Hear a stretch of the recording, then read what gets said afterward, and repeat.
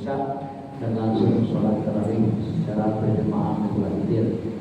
Dan untuk ceramah Ramadan kita batalkan karena ada penyuluhan dari Yayasan Kanker Pencegahan Kanker Nusantara, yang pusatnya ini di Sumatera Barat, kemudian di Pekanbaru cabangnya di kilometer 3 Garuda Sakti.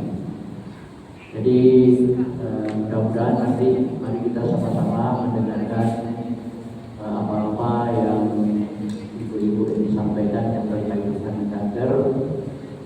Mudah-mudahan nanti bermanfaat bagi kita, dan yang mau ditanyakan keluhan-keluhan ada mana tahu kan ada keluhan-keluhan gejala-gejala dan sebagainya, silakan ditanyakan.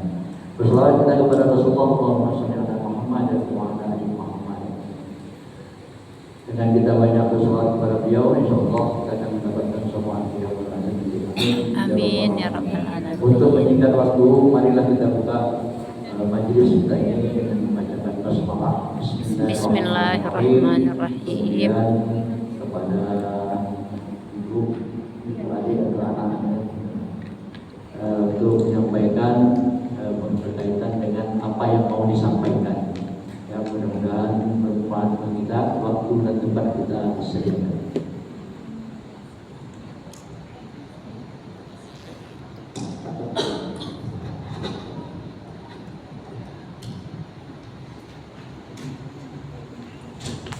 Bismillahirrahmanirrahim. Assalamualaikum warahmatullahi wabarakatuh. Waalaikumsalam warahmatullahi wabarakatuh. Yang saya hormati Ketua dan Pengurus Masjid As-Safar, yang saya hormati Bapak Ibu jemaah salat Tarawih, terima kasih atas waktu dan kesempatannya. Sebelumnya Bapak Ibu, perkenalkan dulu, nama saya Nuriza, Sarjana Kesehatan Masyarakat. Bapak Ibu, saya di sini ditemani oleh rekan kerja saya Ibu Melsa Mustika, yang mana kami berdua ini sama-sama ditugaskan dari Yayasan Pencegahan Kanker Nusantara. Yayasan ini sendiri di bawah naungan SK Menteri Hukum dan HAM Republik Indonesia. Nah, untuk tujuannya Bapak Ibu, yang pertama yaitu memberikan informasi kepada masyarakat sedini mungkin secara langsung tentang pengertian kanker. Yang kedua Bapak Ibu, mengenali secara dini gejala awal dari kanker prostat khusus untuk bapak-bapak, kanker rahim untuk perempuan, dan kanker payudara untuk bapak-bapak dan ibu-ibu nantinya. Dan yang ketiga Bapak Ibu, nanti juga saya akan memberikan cara solusi sehat dan hemat agar kita bisa mencegah penyakit kanker secara gratis di rumah. Nah Bapak Ibu, sebelum saya lanjutkan, di sini ada pertanyaan, apa itu kanker? Ada yang tahu kanker Pak Bu? Kantong kering. Bukan kantong kering Pak Bu. Oke, penyakit ya, sering kita dengar ya Bapak Ibu. Kita lihat bersama-sama.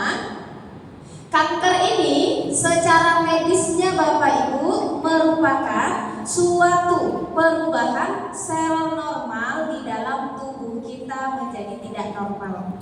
Jadi sel yang ada di tubuh kita itu berkembangnya secara tidak normal Bapak Ibu. Nah kanker ini dia juga bisa berawal dari tumor. Kalau Bapak Ibu pernah dengar tumor, makanya kanker ini bisa berawal dari tumor Bapak Ibu. Kalau tumor ini dia terbagi lagi menjadi dua bagian, yaitu tumor jinak dan tumor ganas namanya. Nah kita lihat dulu Bapak Ibu ya. Tumor jinak sendiri pertumbuhannya lambat dan tidak sakit. Jadi Bapak Ibu, contoh kita punya benjolan di tubuh kita sudah bertahun-tahun tapi tidak sakit, tidak ada gejala apapun, berarti itu tumor jinak namanya. Nah biasanya Bapak Ibu masyarakat kita kalau nggak sakit biasanya nggak diobati ya. Nah dia nggak ada gejala nih, nggak sakit, biasanya tidak diobati. Maka itulah nanti dikhawatirkan Bapak Ibu bisa berubah menjadi tumor ganas. Nah kalau tumor itu sudah berubah menjadi ganas, maka itulah yang dinamakan dengan kanker. Nah sel kanker ini tidak menetap Bapak Ibu, yang mana dia bisa berpindah-pindah ke bagian tubuh lainnya melalui pembuluh darah kita atau disebut dengan metastasis. Kita lihat bersama-sama Bapak Ibu untuk contoh-contoh tumor ya. Tumor itu bisa tumbuh di kuku seperti ini, bisa tumbuh di tangan dan kaki, di leher dan di pundak. Bahkan tidak hanya di situ saja Bapak Ibu, dia pun nanti juga bisa tumbuh pada mata seperti ini. Ada juga namanya lipoma. Lipoma ini merupakan tumpukan lemak di bawah jaringan kulit. Jadi kalau Bapak Ibu misalnya pernah lihat orang yang ada benjolan pada tangannya, pada punggung atau pada kaki, itu namanya lipoma, merupakan tumpukan lemak tadi. Ini adalah proses pengangkatan lipoma Bapak Ibu, dan ini dia yang sudah berhasil diangkat seperti ini, lipoma tadi. Nah selanjutnya kita masuk ke faktor pemicu terjadinya penyakit kanker. Yang pertama faktornya itu genetik ataupun keturunan Bapak Ibu. Nah jadi kalau kita punya riwayat keluarga sebelumnya pernah menderita penyakit kanker Bapak Ibu, contoh ayah kita, ibu kita, kakek ataupun nenek kita, maka penyakit ini bisa diwariskan atau diturunkan. Sama dengan harta warisan Pak Bu, bisa diwariskan. Selanjutnya yang kedua, faktor pemicu kanker adalah kimia dan fisika. Kimia ini merupakan polusi-polusi yang ada di lingkungan, yang mana bisa dari asap kendaraan bermotor, bisa dari asap pabrik Bapak Ibu, dan juga asap rokok. Nah selanjutnya fisika radiasi atau gelombang elektromagnetik yang mana bisa dipancarkan melalui benda-benda canggih, yaitu juga bisa disebabkan dari handphone. Pak Bu pernah main HP sambil dicas? Pernah. Lebih panas nggak handphonenya? Jadi pada saat kita gunakan HP yang dicas itu biasanya lebih panas ya Bapak Ibu dibandingkan yang tidak dicas, karena radiasinya meningkat menjadi 1000 kali lipat. Apalagi kalau menelpon sambil HP-nya dicas. Kebiasaan itu kita lakukan 5-10 tahun ke depan, nantinya akan bisa memicu kanker pada otak, karena jaringan telinga manusia berhubungan langsung ke otak. Selanjutnya Bapak Ibu, faktor pemicu kanker yang ketiga, makanan yang mengandung zat pengawet. Yang pertama di sini contohnya formalin. Kira-kira biasanya formalin ini untuk apa Pak Bu? Mayat. Mayat ya. Tapi pada zaman sekarang sudah tidak untuk mayat saja ya Bapak Ibu. Formalin ini sudah banyak yang mencampur adukan ke dalam makanan instan, makanan kaleng. Sedangkan yang kedua, boraks, mengenyal. Ini ada yang mencampurkan dalam pembuatan bakso, sosis, selanjutnya pemanis dan pewarna buatan. Kalau pemanis dan pewarna buatan sendiri kebanyakan bisa kita temukan pada jajanan anak-anak ya Bapak Ibu, yang mana jajanan ini kalau kita pegang maka warna makanan itu akan menempel pada tangan kita. Sedangkan pada si anak Bu, Pak, warnanya akan tersisa di lidahnya. Iya. Jadi kalau Bapak Ibu pernah lihat anak-anak habis jajan makan makanan itu masih ada warna tersisa di lidahnya, itu dikhawatirkan makanan tersebut tidak hanya menggunakan warna makanan saja, tetapi dikhawatirkan adanya warna tekstil atau warna pakaian. Selanjutnya faktor pemicu kanker yang keempat, cara pengolahan dan penyajian makanan yang salah. Bapak Ibu di rumah masak nasi pakai rice cooker. Ya. Ibu masih dicolok tadi Bu rice cookernya? Tadi iya. Masih. Sampai Bapak sahur. Ibu, pertanyaan saya, Bapak Ibu pernah tidak menemukan nasi yang sudah berubah warna agak kuning? Pernah? Kalau ketemu nasi yang agak kuning dibuang atau dimakan lagi Pak Bu? Digoreng. Kalau ada lagi nasi lain gimana? Digoreng ya. Atau diolah lagi jadi nasi goreng? Nasi goreng. Nah, karena nasinya tadi tidak basi ya, dan Iya. tidak bau, cuma berubah warna saja. Oke Bapak Ibu, di sini sedikit saya jelaskan ya. Nasi yang sudah berubah warna tadi itu karena namanya kita mencolokkan rice cooker kita ya Bapak Ibu, yang mana nasi kita itu nanti bisa berubah warna jadi kuning. Nah nasi yang sudah berubah warna agak kuning kalau bisa jangan dimakan lagi, karena sudah ditumbuhi oleh jamur Bapak Ibu. Nama jamurnya itu Aspergillus flavus, bisa memicu kanker hati dan usus. Banyak juga yang nanya, dia kan panas, kenapa bisa tumbuh jamur? Nah jadi Bapak Ibu, jamur sama bakteri beda sifat ya. Kalau jamur ini semakin panas suhu ruang maka dia akan makin hidup. Tapi kalau bakteri panas suhu ruang dia akan mati, itu bedanya. Nah kita lanjut. Yang kedua, penggunaan minyak goreng yang lebih dari 3 kali pemakaian atau disebut dengan minyak jelantah Bapak Ibu ya. Minyak jelantah atau yang sudah hitam seperti ini juga ada zat karsinogenik di dalamnya, zat racun. Sama Bapak Ibu juga akan bisa memicu kanker hati dan usus. Nah, inilah beberapa faktor pemicu terjadinya penyakit kanker. Sedangkan di sini ada beberapa contoh-contoh penyakit kanker Pak Bu. Ada kanker payudara, kanker rahim, bahkan untuk bapak-bapak kanker prostat, kanker tenggorokan. Kita dapat lihat juga Bapak Ibu, anak-anak pun juga bisa menderita penyakit kanker. Nah, kita masuk dulu ke materi kita yang pertama, Bapak Ibu, kanker prostat ya. Kanker prostat ini merupakan pembunuh nomor 3 bagi pria setelah stroke dan jantung. Jadi Bapak Ibu, pada pria pembunuh nomor 1-nya stroke, keduanya jantung, ketiganya kanker prostat. Nah, kita lihat pria yang cenderung terkena kanker prostat, yang pertama pria yang usianya 50 tahun ke atas. Yang kedua, faktor gen atau keturunan Bapak Ibu. Jadi seperti yang saya bilang tadi ya, gen juga mempengaruhi. Selanjutnya, pria yang sering makanan berlemak tinggi ataupun sering meminum minuman keras beralkohol. Dan yang keempat, mohon maaf, pria yang berkulit hitam. Ketawa yang hitam-hitam. Alah, bahaya nih. Nah, yang kelima Bapak Ibu, Ya. profesi pekerjaan Pak Bu, pekerjaannya sering duduk, supir, pegawai kantoran, tukang jahit, juga termasuk petani yang suka mengangkat beban berat melebihi berat badannya. Selanjutnya, mohon maaf, pria yang sering menunda-nunda hasratnya. Dan yang terakhir, mohon maaf, pria yang sering bergonta-ganti pasangan.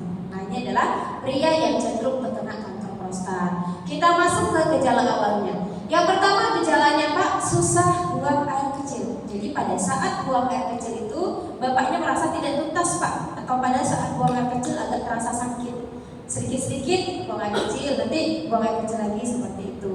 Yang kedua, sering sakit di bawah perut Pak, seperti turun perut, sakit di bawah punggung, dan juga sakit di pergelangan paha. Dan yang ketiga Bapak Ibu, sudah adanya air seni yang bercampur dengan darah atau disebut dengan hematuria. Jadi Pak, kalau misalnya ada salah satu gejala dari ini, itu kalau bisa diperiksakan langsung, dibawa ke pelayanan kesehatan. Kita lanjut Bapak Ibu, kita masuk ke kanker cervix. Di sini Bapak Ibu ada slogan waspada kanker cervix. Kanker cervix ini merupakan pembunuh nomor 1 bagi kaum wanita. Kalau prostat pembunuh nomor 3 untuk pria, tapi cervix pembunuh nomor 1. Yang mana Bapak Ibu, berdasarkan dari hasil Badan Penelitian Kesehatan Dunia atau WHO, setiap 2 menit di dunia, 1 wanita meninggal karena kanker cervix. Di Indonesia Bapak Ibu, 1 jam di Indonesia, 1 wanita meninggal karena kanker cervix ini. Nah, kita lihat bersama-sama, ini merupakan rahim normal wanita. Jadi Bapak Ibu, pada rahim wanita ini ada lagi tempat atau bagian-bagian yang rentan terkena kanker. Yang pertama di leher rahim atau cervix, ini ya Bapak Ibu ya. Yang kedua ini endometrium badan rahim, dan yang ketiga indung telur atau ovarium. Nah, izin saya jelaskan, wanita yang beresiko tinggi terkena kanker yang ada di cervix atau leher rahim tadi ya Bu. Yang pertama, mohon maaf, wanita yang sering bergonta-ganti pasangan. Yang kedua Bapak Ibu, wanita yang menikah di bawah usia 16 tahun. Dan yang ketiga Bapak Ibu, mohon maaf, wanita yang tidak pernah menjaga kebersihan alias jorok. Selanjutnya Bapak Ibu, wanita yang beresiko tinggi terkena kanker yang ada di badan rahim. Yang pertama ibu-ibu, wanita yang tidak pernah melahirkan Bu. Yang kedua Bapak Ibu, wanita yang sering melahirkan 1 tahun 1 anak Pak. Jadi wanita ini serba salah, tak melahirkan dia salah, terlalu sering juga salah. Nah, selanjutnya wanita yang beresiko tinggi terkena kanker yang ada di indung telur atau ovarium. Yang pertama itu Ibu, penggunaan kontrasepsi pil KB, pemakaiannya lebih dari 5 tahun. Yang kedua Bapak Ibu, wanita yang terus bekerja di shift malam hari. Dan yang ketiga, tumbuhnya tumor di dalam indung telur, yaitu miom dan kista. Kalau Bapak Ibu pernah dengar miom dan kista, miom itu merupakan daging yang tumbuh, sedangkan kista gelembung berupa cairan darah dan nanah. Nah, ini adalah perbedaan rahim normal dengan yang kena kista. Kalau normal seperti ini rahimnya, sedangkan udah kena kista seperti ini. Penderita kista itu seperti ini ya Bapak Ibu ya. Jadi badannya kurus sampai besar. Yang dikandungnya bukan bayi, tapi gelembung darah dan nanah. Nah, sedangkan ini ada operasi pengangkatan kista beratnya 40 kg. Kalau ini miom, kalau Bapak Ibu pernah dengar miom, seperti ini bentuknya. Jadi miom ini Pak Bu, dia merupakan daging yang tumbuh saja. Jadi nggak ada isinya seperti kista tadi. Kalau kista kan darah nanah, kalau miom ini cuma daging yang tumbuh saja. Kita masuk ke gejala-gejala kanker yang ada di rahim ya Ibu-Ibu. Yang pertama Ibu, mohon maaf, hati-hati terhadap keputihan yang terus-menerus. Yang kedua Bapak Ibu, mohon maaf sebelumnya, setelah melakukan hubungan suami istri keluar cairan berwarna kecoklatan kelihatan bercampur darah. Dan yang ketiga, iritasi di sekitar alat kelamin. Nah, tapi ibu-ibu jangan khawatir ya Bu ya. Ibu bisa deteksi Bu kanker yang ada di rahim, yaitu bisa dengan melakukan pap smear atau IVA test. Udah pernah Bu? Nah, jadi pap smear atau IVA test ini Bapak Ibu wajib dilakukan bagi wanita yang sudah menikah. Pap smear ini bisa di rumah sakit, IVA test program pemerintah gratis Bu di puskesmas. Seperti itu. Oke, kita masuk ke kanker payudara lagi Bapak Ibu ya. Wanita yang beresiko tinggi terkena kanker yang ada di payudara, yang pertama wanita yang setelah melahirkan tapi tidak mau menyusui anaknya. Yang kedua Bapak Ibu, wanita yang mau menyusui tapi hanya dengan sebelah payudara saja. Dan yang ketiga, obesitas ataupun kegemukan. Nah, kita kenali gejala dininya. Yang pertama Bapak Ibu, adanya benjolan di bagian payudara. Yang kedua, adanya bintik-bintik dan butil-butil di kulit payudara. Sedangkan yang ketiga, rasa gatal yang amat sangat di bagian kulit luar maupun di bagian dalam. Jadi ini adalah gejala awalnya Bapak Ibu ya. Dan ini ada beberapa contoh juga kanker payudara yang kami temukan di lapangan. Di salah satunya bisa juga seperti ini. Nah, kalau ini kelenjar getah bening. Bapak Ibu pernah dengar kelenjar getah bening? Kalau pernah dengar, kelenjar getah bening ini sifatnya hampir sama dengan kanker ya Pak Bu, tapi dia hanya tumbuh di lipatan-lipatan tubuh saja, di ketiak, di leher, belakang telinga, belakang punggung seperti ini, dan ini contoh yang di leher seperti ini. Nah, kalau ini yang udah dioperasi, tapi Bapak Ibu operasi ini tidak menjamin kesembuhan ya Bapak Ibu. Walaupun saudara kita di luar sana yang kena kanker udah operasi Bapak Ibu, bahkan orang kena kanker ini kadang tidak sekali operasi, ada yang 2 kali operasi, tapi nanti tumbuh lagi kankernya. Kenapa? Karena pada saat dioperasi itu Bapak Ibu yang dipotong cuma benjolannya saja, akarnya tidak, akarnya masih tinggal, makanya itu bisa berkemungkinan kanker itu tumbuh kembali seperti itu. Nah, selanjutnya juga sedikit Bapak Ibu, di sini saya juga akan memberikan informasi yang mana kami dari Yayasan Pencegahan Kanker Nusantara tidak hanya sosialisasi saja, kami juga ada program sosial Bapak Ibu. Kami memberikan sedikit dana sosial kepada saudara-saudara kita di luar sana yang kurang mampu menderita kanker. Nah, mungkin dananya tidak banyak, tapi mungkin bagi saudara kita ini sangat berarti ya Bapak Ibu. Nah, jadi untuk Bapak Ibu di sini, mana tahu nih ada saudaranya, tetangganya, ataupun orang yang dikenal di Kota Pekanbaru kena kanker kurang mampu, boleh Bapak Ibu nanti menginformasikan. Nah, yang mana nanti ini bisa saya teruskan ke kantor pusat. Seperti ini salah satu kami lakukan bersama Bapak Gubernur di Sumatera Barat ya Bapak Ibu. Kami juga sudah pernah melakukan kegiatan ini bersama Kepala Dinas Kesehatan ini di Kabupaten Bengkalis. Nah, selanjutnya kita masuk ke cara mendeteksi kanker payudara lagi. Nah, kanker payudara ini Bapak Ibu bisa kita deteksi dengan 2 cara. Ada secara klinisnya, yaitu namanya mamografi. Ini pemeriksaan payudara itu bisa dilakukan di rumah sakit, bayar. Ada juga yang di rumah, gratis, skema sadar memeriksa payudara sendiri. Bapak Ibu nanti boleh nih sampai di rumah, coba ditekan payudaranya memutar searah jarum jam, adakah benjolan yang kita temukan atau tidak, seperti itu. Saya jelaskan mamografi ya seperti ini.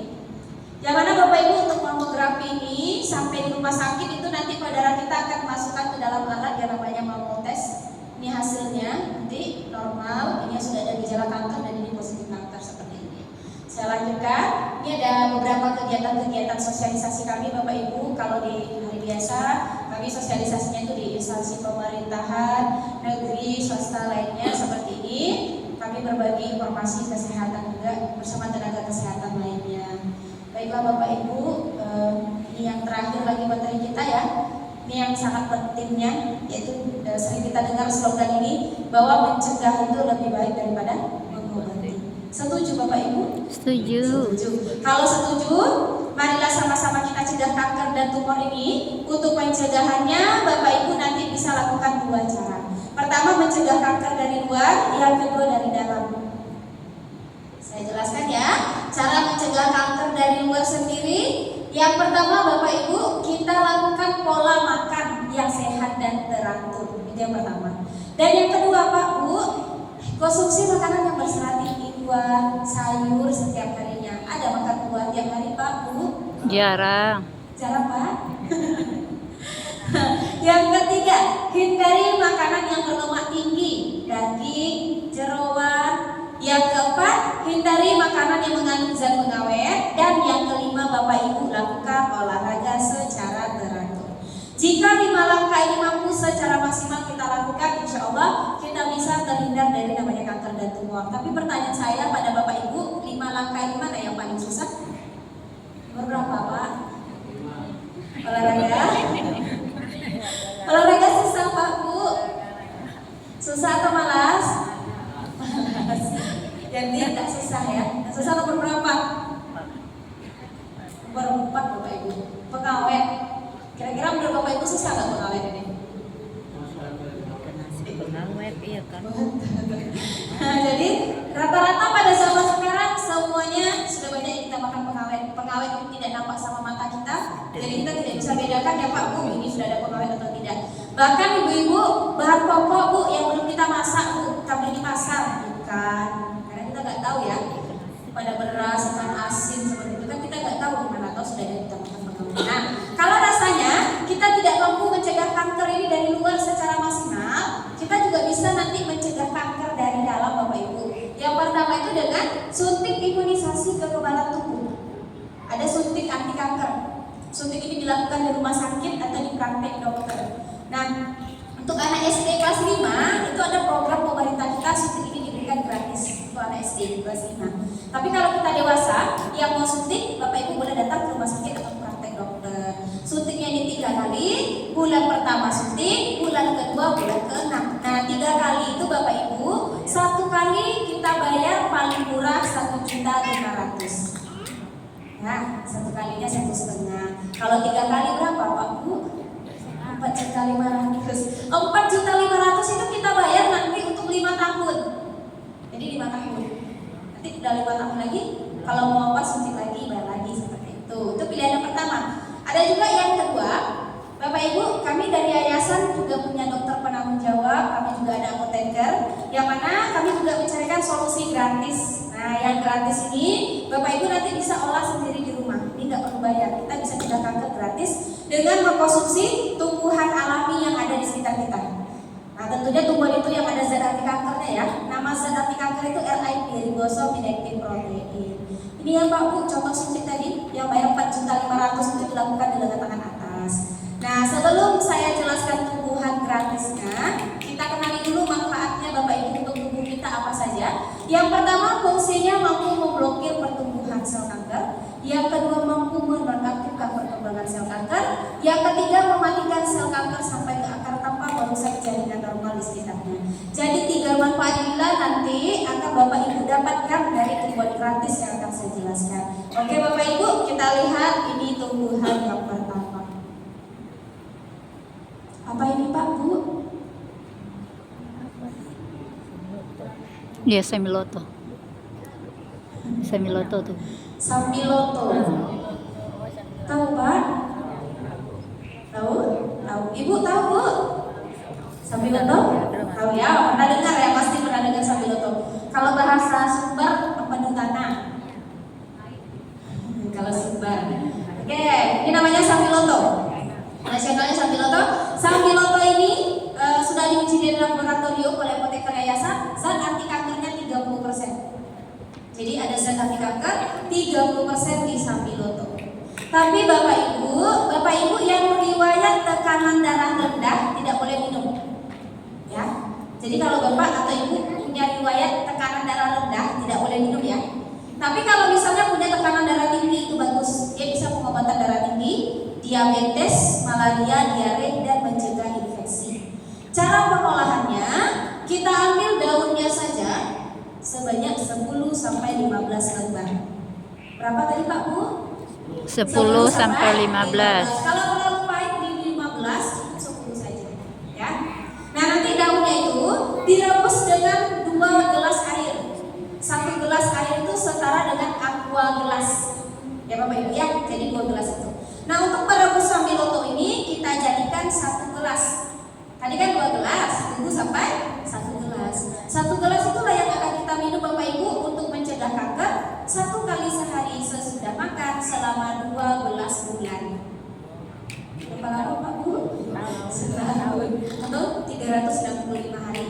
Nah, Bapak Ibu minum Sambiloto selama 1 tahun, artinya sudah mencegah kanker 3 tahun. Jadi kalau udah minum ini 1 tahun, 3 tahun lagi baru minum. Oh gitu. Ada yang mau bertanya mengenai Sambiloto? Silakan Bapak Ibu. Tempat rumah ibu ada lagi apa, Rin? Tempat rumah ibu ada kan? Sambiloto. Kalau misalnya udah Besok jelas minta ada ya, bertanya, mau Bapak ditanam. saya terdaftar, bisa saja. Gimana Bapak Ibu, sanggup satu minumnya? Pahit kali. Boleh campur madu. Kalau minum ini, tekanan darah turun. Nah, makanya kalau misalnya Bapak Ibu tekanan darahnya normal tidak masalah Pak. Tapi kalau misalnya tekanan darahnya 100 atau 90 itu jangan minum. Kayak gitu. Kalau tekanan darahnya 120 boleh. Nah, kalau rasanya berat, minum tiap hari, ini ada juga dari apoteker yayasan, boleh kita sering-selingi. Misalnya minum 1 minggu 3 kali seperti itu. Tapi tetap hitungannya 365 kali karena kita kan tujuannya untuk 3 tahun seperti itu Bapak. Kalau misalnya berat minumnya 3 kali. Oke, kalau susah di Sambiloto kita ada yang kedua. Apa ini Pak Bu? Keladi apa Pak? Keladi tikus. Keladi apa Bu? Punya di rumah Bu? Ada nanam? Keladi air dan yang lain? Ini namanya keladi tikus. Pernah dengar Bapak Ibu keladi tikus? Baru dengar sekarang? Oke, keladi tikus sering ditanam di pot, dijadikan bunga sebagai tanaman hias, ya. Jadi dia ini sebagai tanaman hias, sebagai bunga Bapak Ibu. Kenapa dinamakan keladi tikus? Karena dia punya bunga seperti ekor tikus, ya. Dia kecil, tidak tinggi, zat anti kankernya 50%. Oh lebih tinggi ya. Jadi lebih tinggi daripada Sambiloto. Tapi ingat Bapak Ibu, jangan salah keladi. Jangan salah ambil nanti ya.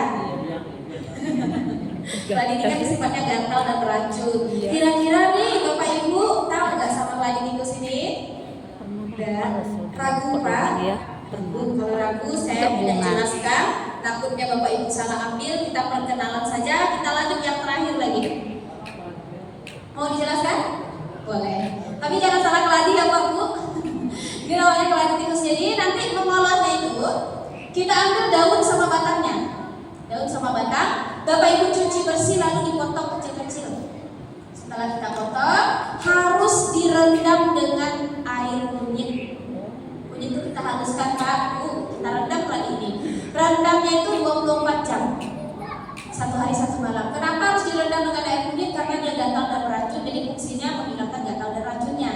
Kalau sudah kita rendam 24 jam, keringkan. Keringnya itu tidak boleh kena cahaya matahari langsung. Diangin-anginkan. Nah kalau sudah kering, Bapak Ibu ambil 1 genggam tangan masing-masing, seduh dengan 1 gelas air panas. Jadi diseduh dengan 1 gelas air panas. Untuk kita yang sehat, ini mencegah kanker. Minumnya 1 kali sehari sesudah makan. Selama berapa bulan Bapak Ibu? Setahun, 6 bulan saja. Ya, cukup 6 bulan saja, 3 tahun lagi baru minum. Ada yang mau bertanya?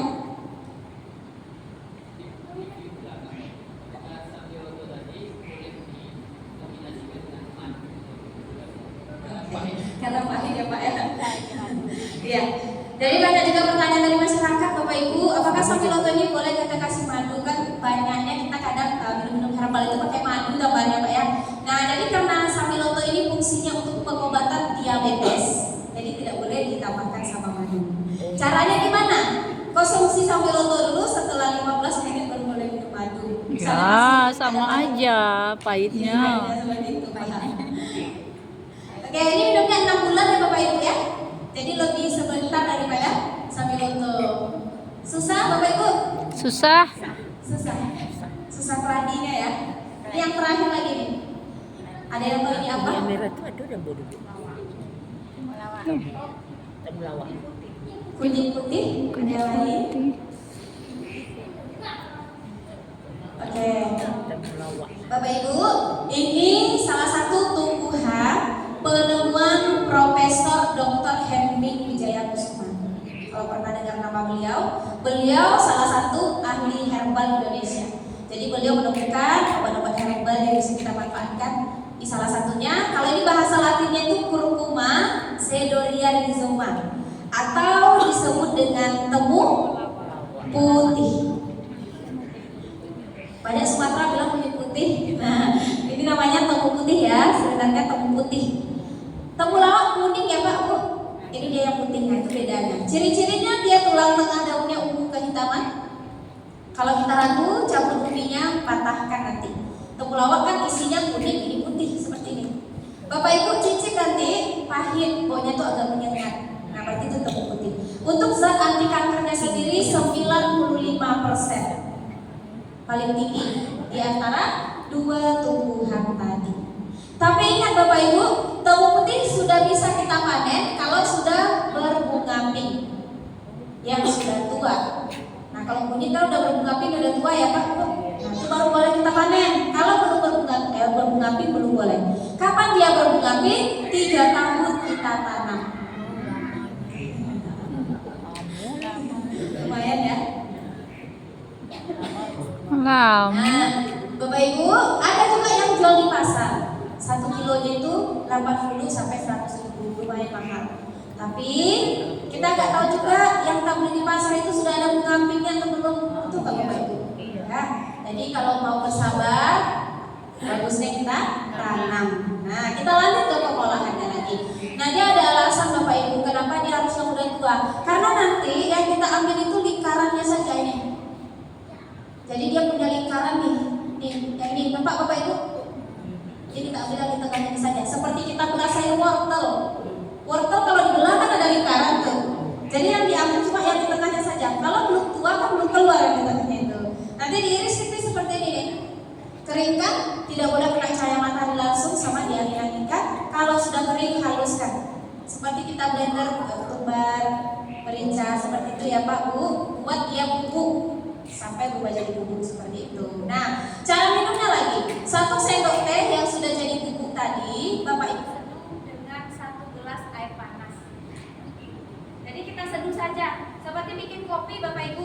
Ambil 1 sendok teh larutkan. Nah, kita yang masih sehat, ingin mencegah kanker, kita minumnya 1 kali sehari sesudah makan selama 3 bulan saja.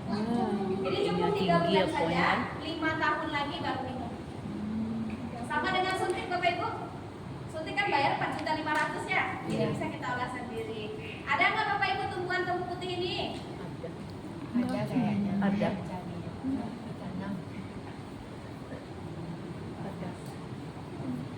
Tapi belum berbunga. Ada ibu punya. Ada belakang. Bukan temulawak. Belum berbunga. Tapi bukan temulawak. Ini ya daunnya merah dengan. Di dekat Bapak nanamnya Ibu kan nggak tahu di mana? di bawah Di mana? itu tempat Sering Bapak tebas nggak? Iya makanya dia nggak boleh. tidak begitu. Jadi dia nggak boleh di. Ketika Dia tidak buka, bisa boleh selesai. tebas misalnya dia udah limut kita biarkan. Karena kalau misalnya kita tebas itu dia akan terganggu. Coba lah Bapak ini kan biarkan saja. Tapi kecuali dia udah pernah berbunga pink sekali, mau kita rapikan tidak bisa. Dikeringkan dong pakai oven ya. Enggak dikeringkan anginnya tanya. Gimana? 3 bulan ini minumnya ya. Ini manfaat lainnya Bapak Ibu. Temu putih tidak hanya untuk mencegah kanker saja, dia juga mampu mengobati penyakit inflamasi, asam urat, rematik, darah tinggi, kolesterol, asam lambung, ada juga ambeien untuk meningkatkan stamina, menjaga daya tahan tubuh, melancarkan peredaran darah. Jadi banyak manfaatnya untuk ibu-ibu bisa untuk menstruasi supaya lancar ataupun masalah kebutuhan. Nah kalau Bapak Ibu untuk penyakit ini itu minumnya 3 kali. Di hari biasa pagi, siang, malam. Di bulan puasa habis buka mau tidur sama sahur. Seperti ini tumbuhannya. Yang sudah berbunga pink, yang usianya sudah 3 tahun, artinya sudah bisa kita panen. Cantik.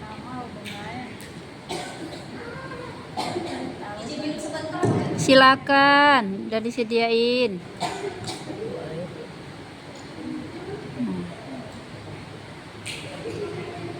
Hujan Bu? Ada yang mau bertanya nggak Bapak Ibu? Sampai sini penyuluhannya mau bertanya?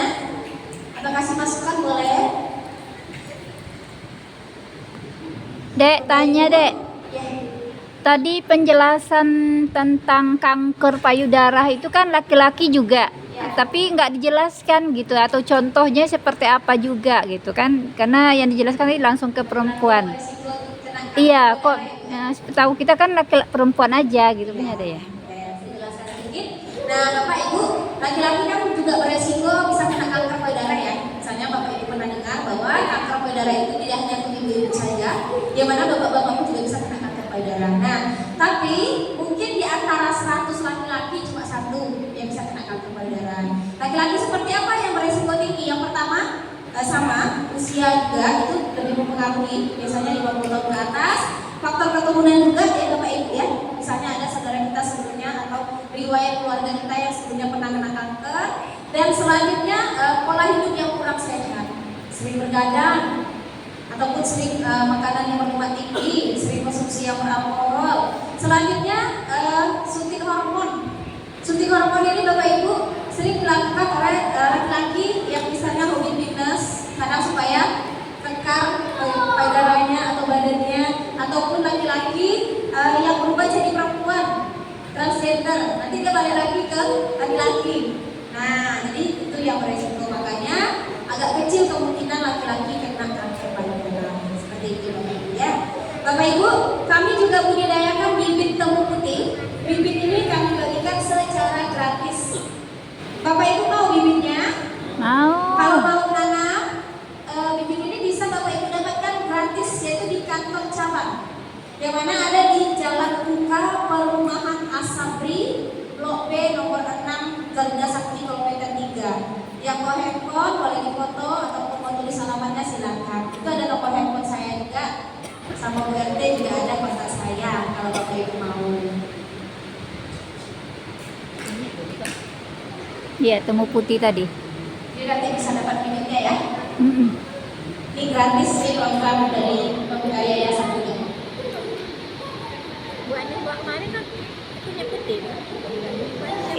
Itu ibu apa ngasih ibu? Ada yang mau nanya lagi Bapak Ibu? Putih, ibu Harles. Ibu Ada yang Harles mau ngasih. kelas? Boleh. Misalnya mau bertanya silakan. Ibu Harles yang ngasih. Sudah? Ya.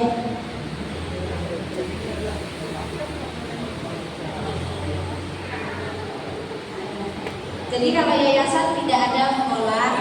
Nah, kami hanya sekedar menginformasikan mengolah sendiri. Tapi ada rekomendasinya.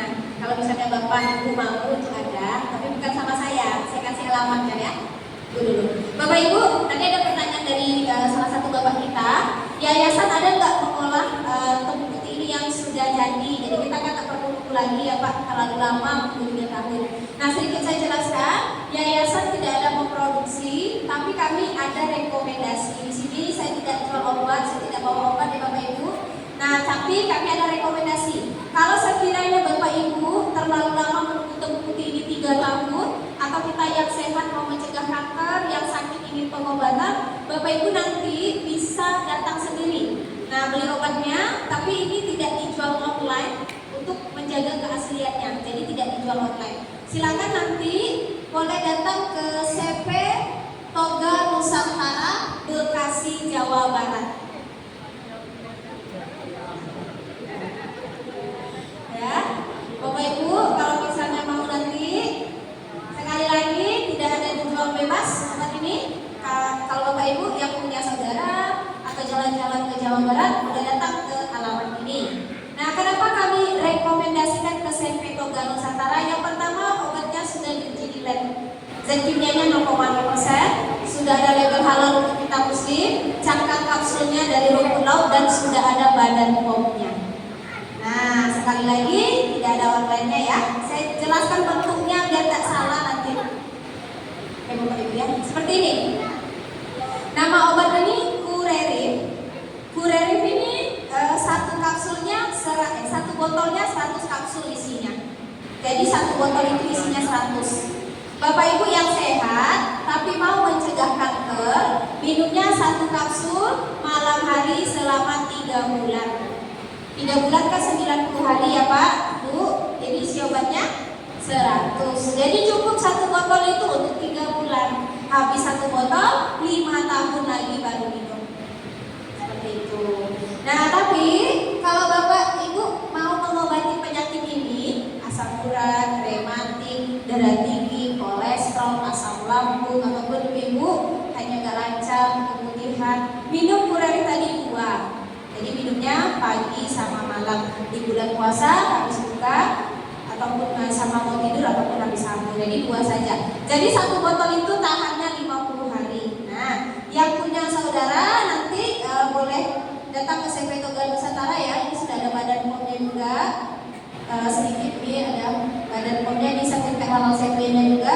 Ini Bapak Ibu nanti kalau mau boleh. Dan untuk orang yang sudah kena kanker sampai stadium 3B, tumor, kelainan getah bening, kista, ataupun myom, mau minum ini minumnya 4. Jadi dia bisa juga untuk orang yang terapi kanker. Nah, Bapak Ibu ada yang mau bertanya? Harganya Pak? Ya. Satu botol Pureri ini harganya 500.000. 500 untuk mencegah 5 tahun. Murah atau mahal Bapak Ibu? Murah ya Pak. Dibandingkan 4.500.000. Yang mahal apa? Ongkosnya ke Jawa. Betul ya. Jadi Bapak Ibu, obat ini juga kami berikan gratis kepada saudara kita yang kurang mampu kena kanker. Tadi kan juga ada dana sosial.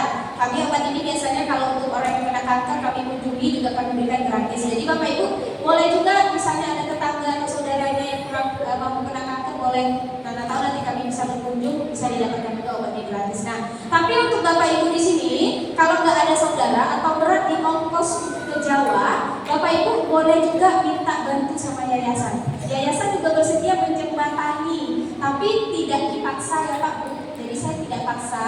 Bagi yang mau silakan nanti sekaligus yang sudah ikut penyuluhan, setengah harga obat ini akan dibayarkan oleh yayasan. Jadi Bapak Ibu misalnya mau minta bantu itu cukup bayar setengahnya saja. Jadinya 250.000. Bayarnya kapan? Bukan sekarang. Jadi sekarang tidak ada obatnya. Bapak Ibu harus sabar menunggu dulu. Kalau sudah datang diantar baru bayar seperti itu.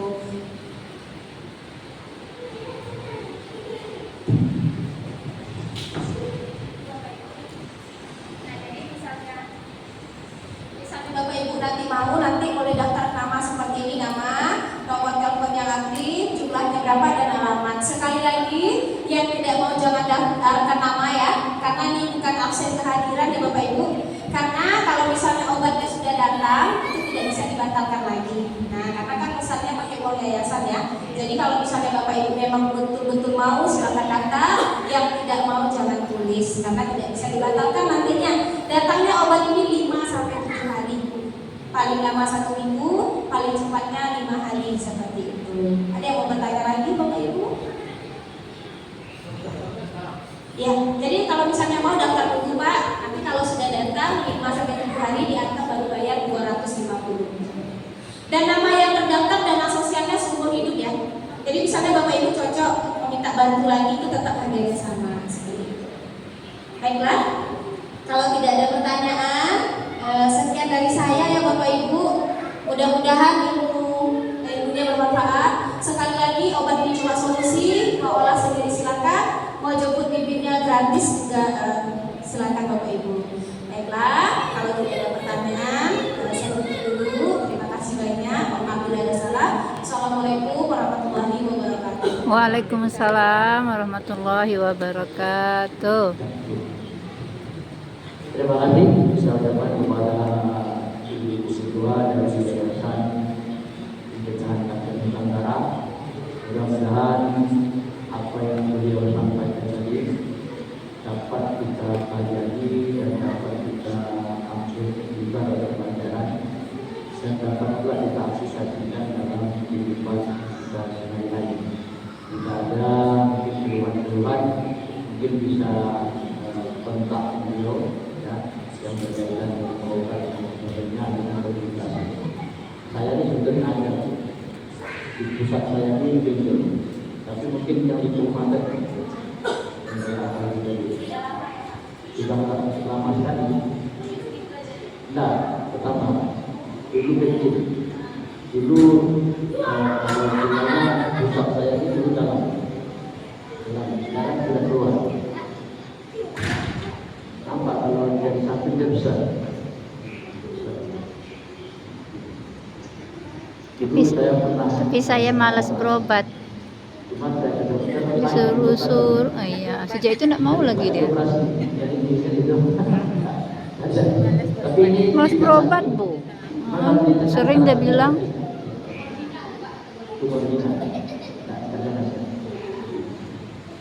Mungkin itu saja, kalau ada